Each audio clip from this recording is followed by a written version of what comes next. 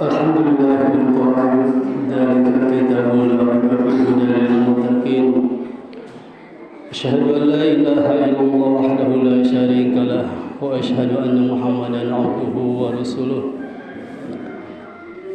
اللهم صل على محمد وعلى آل محمد كما صليت على إبراهيم وعلى آل إبراهيم وبارك على محمد وعلى آل محمد كما باركت على إبراهيم وعلى آل إبراهيم في العالمين إنك حميد مجيد أما بعد فيا حاضرين اتقوا الحق تقاته ولا تموتن إلا وأنتم مسلمون أعوذ بالله من الشيطان الرجيم ثم أورثنا الكتاب الذين اصطفينا من عبادنا فمنهم ظالم لنفسه ومنهم مقتصد ومنهم سابق بالخيرات بإذن الله والفضل الكبير. Hadirin yang dimuliakan Allah Subhanahu wa taala. Tak henti-hentinya kita bersyukur kepada Allah Subhanahu wa taala yang telah memberikan berbagai macam karunia kepada kita. Di antaranya kita masih diberi kesempatan untuk terus meningkatkan amal ibadah kita melalui wasilah ibadah Jumat ini. Salawat dan salam kita limpahkan kepada Rasulullah Muhammad sallallahu alaihi wasallam, kepada keluarganya, kepada sahabat-sahabatnya dan kepada umatnya. Amin ya rabbal alamin. Hadirin Allah Subhanahu wa taala, khatib menyampaikan pesan takwa. Karena dengan hanya takwalah kita bisa mencapai kebahagiaan dunia dan akhirat. Dan hanya dengan takwalah kita bisa lurus tatkala kita menjalankan amal-amal ibadah. Dan hanya dengan takwalah kita bisa memperoleh ridha Allah Subhanahu wa taala dan masuk jannahnya hanya dengan bekal takwa. Maka dengan demikian mari kita tingkatkan ketakwaan kita kepada Allah Subhanahu wa taala dengan berusaha meninggalkan apa-apa yang dilarang oleh Allah Subhanahu wa taala, malahan wajib meninggalkan apa yang diharamkan oleh Allah Subhanahu wa taala dan Rasulnya. Dan sekemampuan kita melaksanakan kewajiban-kewajiban telah dibebankan kepada kita. Marilah kita tingkatkan ketakwaan kita kepada Allah Subhanahu wa taala dan sebaik-baiknya takwa. Hadirin yang Allah Subhanahu wa taala, sebagaimana yang telah khatib tadi membaca Al-Qur'an satu ayat surat Al-Fatihah ayat 32. Semua awrasna kitab al-ladina astafaina min ibadina faminhum zalimun li nafsihi wa minhum muqtasid wa minhum sabiqun bil khairat biidnillahi wal fadlul kabir. Ada beberapa kesimpulan tentang ayat tersebut. Di ayat tersebut diinformasikan ada 3 klasifikasi. Ada 3 golongan pengamal Al-Quran. Pengamal Al-Quran itu yang seperti apa? Ternyata Allah Subhanahu wa taala menurunkan Al-Quran itu sudah ada klasifikasinya. Nanti kita sebagai umat Islam, umat Nabi Muhammad SAW masuk ke dalam kategori apa? Masuk ke dalam klasifikasi asal tatkala kita mengamalkan isi Al-Quran tersebut. Padahal Al-Quran itu sebagai semuanya kita katakan bersama adalah sebagai pedoman hidup kita, pegangan hidup untuk melaksanakan amal-amal ibadah. Supaya apa? Supaya mendapat ridha Allah Subhanahu wa taala. Semua urusna kita berlagi safaina. Kemudian kami mewariskan, menurunkan istofaina kepada hamba-hamba pilihan. Semua rasul kita berlari safaina min ibadina. Allah menurunkan, mewariskan Al-Quran kepada hamba-hamba pilihan. Jadi tidak semua orang yang bisa mengamalkan ternyata sudah dipilih oleh Allah Subhanahu wa taala. Yang mana saja yang bisa mengamalkan Quran tersebut ternyata ada 3 klasifikasi. Yang pertama adalah semua orang kita berlatih sampai dengan ibadina faminhum zalimun li nafsi. Faminhum zalimun nafsi yang pertama artinya adalah zalim terhadap dirinya sendiri. Kemudian yang kedua adalah faminhum muqtasid, pertengahan. Kemudian yang ketiga adalah sabiqul bil khairat. Faminhum sabiqul bil khairat, berlomba-lomba dalam kebaikan. Dari 3 klasifikasi ini kita masuk ke dalam kategori apa nantinya? Dari kesimpulan beberapa ilmu tafsir bahwa klasifikasi yang pertama, kategori yang pertama adalah zalimun li nafsi. Secara harfiah adalah zalim terhadap dirinya sendiri. Maksudnya adalah orang-orang yang sudah mengetahui hukum-hukum Al-Quran, yang sudah menerima ajaran-ajaran dari Al-Quran, dan sudah mengetahui wajibnya melaksanakan amalan-amalan Islam, dan wajibnya meninggalkan hal-hal yang diharamkan. Mereka hanya menjalankan kewajibannya saja dan lebih banyak menjalankan apa yang diharamkan. Jadi kalau yang pertama ini adalah sudah ada ilmunya menerima, tetapi hanya sebagai yang dijalankan. Misalnya adalah yang paling sederhana. Yang paling sederhana adalah sholat 5 waktu. Sholat 5 waktu itu wajib untuk dilaksanakan oleh seluruh umat Islam. Tetapi kenyataannya masih banyak umat Islam yang tidak melaksanakan sholat yang 5 waktu itu. Padahal sudah tahu ilmunya.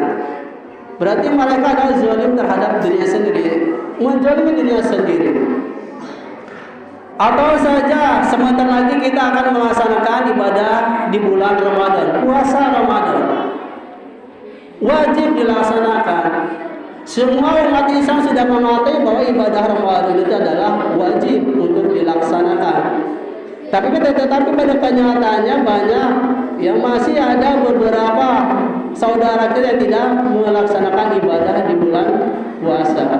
Sudah tahu ilmunya tetapi tidak dilaksanakan. Dan ciri yang kedua adalah masih banyak melaksanakan hal-hal yang diharamkan. Mencuri sudah tahu itu haram tapi masih ada yang mencuri. Berzina itu haram tetapi masih dilakukan berzina. Sudah tahu ilmunya tetapi dilaksanakan. Zalim terhadap dirinya sendiri. Amalun sayati ala hasanati. Perbuatan yang jelek lebih banyak ketimbang perbuatan yang baik. Itulah yang kategori yang pertama, zalim li nafsi. Kemudian yang kedua adalah fadlu muqtasid, pertengahan. Masa istawat ala sayati wa hasanati, keseimbangan antara perbuatan yang baik dan yang jelek. Di dalam tafsirnya dikatakan bahwa yang termasuk ke dalam orang-orang yang muqtasid ini adalah orang-orang yang sudah melaksanakan beberapa kewajiban, beban-beban kewajiban sudah dilaksanakan, tetapi masih melaksanakan hal yang diharamkan. Ibadah sholat 5 waktu sudah dilaksanakan. Kemudian ibadah di bulan Ramadan sudah dilaksanakan tiap tahun. Atau mungkin dia orang yang kaya sudah mengeluarkan zakatnya, melaksanakan seluruh kewajiban, tetapi masih ada yang perbuatan diharamkan masih dilakukan. Inilah fadlun muqtasid. Rajin beribadah tetapi masih melaksanakan pencurian, melaksanakan korupsi, masih melaksanakan yang diharamkan. Dan yang ciri yang kedua adalah masih meremehkan hal-hal yang disunahkan. Ini paham mutasi pertengahan, meremehkan hal yang disunahkan. Misalnya adalah sholat tahajud. Kita sudah bangun di per 3 malam, sudah bangun sekitar jam 3, sudah melek, sudah ada waktu untuk melaksanakan ibadah di malam hari, tetapi disia-siakan, akhirnya tidak dilaksanakan. Sudah menyepelekan hal yang disunahkan. Atau saja sholat duha pagi hari, kita sudah punya waktu, sudah punya kemampuan untuk melaksanakan, tetapi merasa enggan untuk dilaksanakan, sudah menyepelekan hal yang disunahkan. Itu adalah ciri yang kedua yang termasuk orang-orang ke dalam mutasi pertengahan. Hadirin yang Allah Subhanahu wa taala. Kemudian kelas yang kedua, kalau yang kedua adalah sabiqul bil khairat. Orang-orang yang terus-menerus melaksanakan amal-amal ibadah. Setiap hari, setiap waktunya diperbaiki terus-menerus dalam perbaikan kualitas ibadahnya, baik ilmunya ataupun hal-hal yang bersifat keakhiratan. Orang-orang ini adalah orang-orang pilihan yang menurut Abu Darda adalah orang-orang pilihan yang sangat terpilih oleh Allah Subhanahu wa taala. Karena setiap hidupnya penuh dengan kebaikan. Jadi setiap waktunya terus berlomba-lomba di dalam kebaikan. Itu adalah sabiqul bil khairat. Sabiqul bil khairat ini adalah karunia Allah, bi'idznillah wal fadlul kabir. Jadi karunia datang dari Allah kepada orang-orang yang sabiqul bil khairat. Hadirin yang Allah Subhanahu wa taala. Jadi kita ini masuk ke dalam klasifikasi apa? Apakah ke satu atau kedua atau ketiga? Hanya diri kita yang mengetahui kualitas iman kita, kualitas ibadah kita. Dengan mengetahui, mawas diri, koreksi diri, masuk ke dalam kategori apa kita ini tatkala kita melaksanakan amal-amal ibadah, baik yang wajib maupun yang sunnah.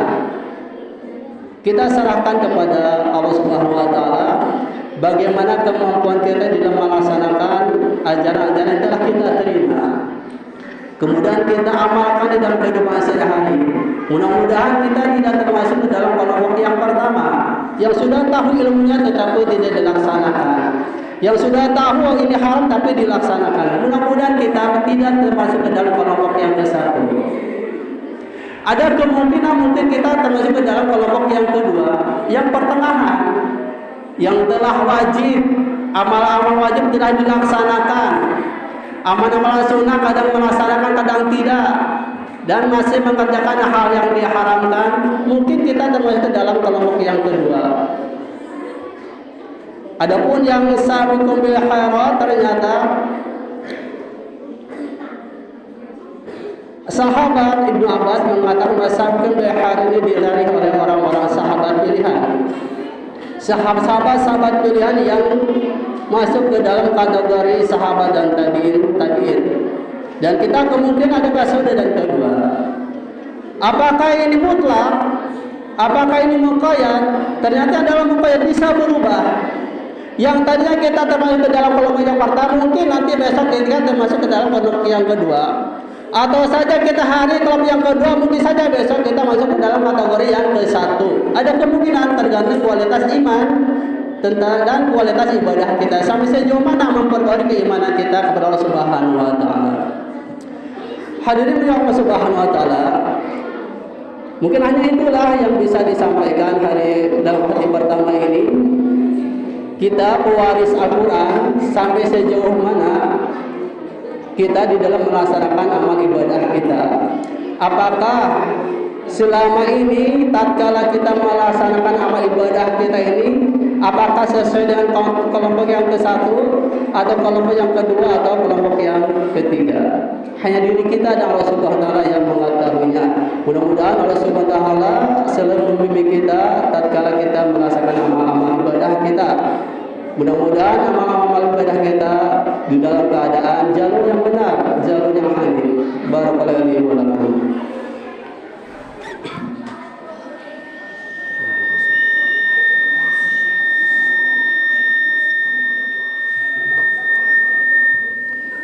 Alhamdulillahirabbil alamin. Asyhadu an la ilaha illallah wahdahu la syarika lahu wa asyhadu anna Muhammadan abduhu wa rasuluh. Allahumma shalli ala Muhammadin wa ala alihi wa ashabihi ajma'in. Amma ba'du fa ya hadirin ittaqullaha haqqa tuqatih wa la tamutunna illa wa antum muslimun. Hadirin yang Allah Subhanahu wa taala, dari ayat 32 surah Al-Fatir tersebut kita telah mengetahui bahwa ada 3 kelompok, ya, zalimul nafsi, kemudian muktasi dan sabiqun bil khairat. Dan kita sudah mengetahui ke dalam kelompok yang berapa kita di dalam mengamalkan Al-Quran tersebut. Kemudian apa konsekuensinya nanti? Pasti ada balasannya. Baik yang pertama, kedua atau ketiga, pasti ada balasan nanti di akhirat. Balasannya seperti apa? Pasti ada konsekuensi nanti di akhirat. Konsekuensinya adalah Rasulullah SAW bersabda dari Abu Darda, "Fa ammal ladina sabaqu bi khairat fa ulaika alladziina yadkhuluna al-jannah bighairi hisab." Adapun orang-orang yang termasuk ke dalam sabiqul bi khairat, faulaika alladziina yadkhuluna, mereka akan dimasukkan ke dalam surga bighairi hisab, tanpa hisab. Sabiqul bil khairat akan dimasukkan dalam surga tanpa hisab. Kemudian ammal ladina yatasaddaqu faulaika alladziina yuhassabun hisaban yasira. Adapun orang-orang yang muttasid, mereka akan dimasukkan ke dalam surga dengan hisab yang ringan. Itu adalah muqtasid. Kemudian yang ketiga adalah wa ammal ladina zalamu anfusahum fa ulaika alladziina yas'aluna fi dzalika makani hatta yasna'un al-hajan fadkhulul jannah. Adapun yang kelompok yang ketiga yang zalim nafsi, mereka akan ditahan masuk surga. Mereka akan dibersihkan dulu di akhirat. Setelah dibersihkan, mereka akan dimasukkan ke dalam surga. Itu adalah balasan dari Allah Subhanahu wa taala terhadap pengamal Al-Quran. Semuanya akan masuk surga, tapi ada prosesnya. Nah, kita nanti di akhirat sudah ada gambaran akan seperti apa nanti di akhirat. Apakah akan mendapatkan surga tanpa hisab? Apakah akan mendapatkan hisab yang ringan? Apakah dibersihkan dulu kemudian dimasukkan dalam surga Allah Subhanahu wa taala? Hadirin Allah Subhanahu wa taala, itulah klasifikasi pengamal Al-Quran dan konsekuensinya di akhirat seperti apa. Mudah-mudahan hari ini kita bisa melaksanakan amal-amal yang sesuai dengan ajaran-ajaran Al-Quran dan Rasulullah Muhammad SAW. Inna Allaha wa malaikatahu yusholluna 'alan nabi ya ayyuhalladzina amanu shallu 'alaihi wa sallimu taslima. Allahumma shalli 'ala Muhammadin nabiyil ummi wa 'ala alihi wa sahbihi sallimu taslima.